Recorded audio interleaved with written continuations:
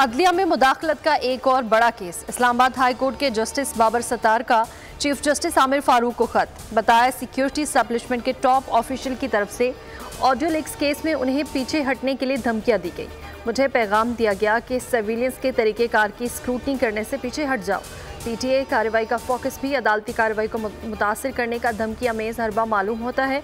Justice Babar Sattar ने खत में कहा कि ऑडियो लीक्स केस में ISI, IB, FIA, PTA, PEMRA और वजारतों को नोटिस किए गए।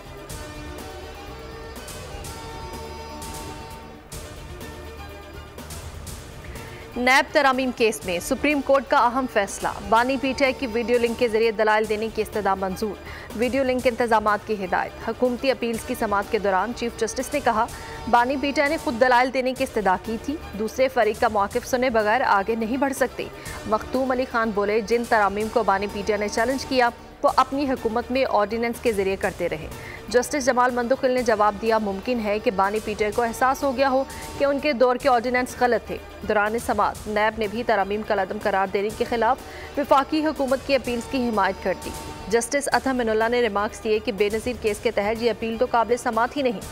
सुप्रीम कोर्ट ने सीनियर वकील ख्वाजा हारिस को नोटिस जारी कर दिया और कहा, ख्वाजा हारिस बानी तहरीक इंसाफ की नुमाइंदगी करेंगे। समाअत 16 मई तक के लिए मुलतवी।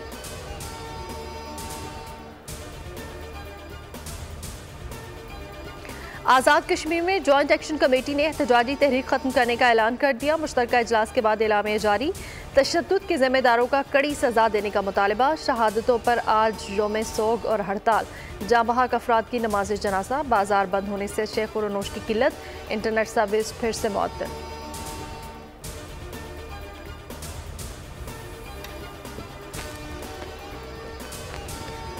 कौमी असम्बली इजलास, हमें सर उठाकर चलने की इजाज़त क्यों नहीं दी जा रही है। आमिर परवेज मुशर्रफ ने नवाज शरीफ को बाहर भेजा।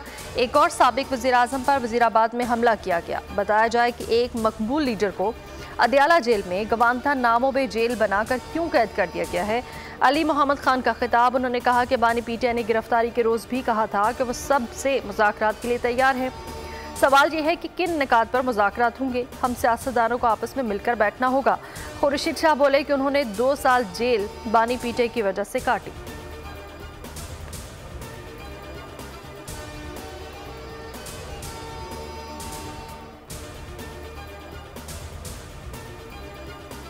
रियासत का मतलब एक इदारा नहीं, सब लोग मिलकर आइन की खिलाफ वर्जी कर रहे हों तो कैसे काम चलेगा। अमीर जमात इस्लामी हाफिज नईमुर रहमान कहते हैं, अनवारुल हक काकर से पूछ लिया जाए कौन कौन फॉर्म 47 पर आया। उन्होंने गंदू बहरान पर जुडिशल कमीशन बनाने का मुतालबा कर दिया। सब्सक्राइब करें और बेल दबाएं ताकि कोई खबर रह न जाए।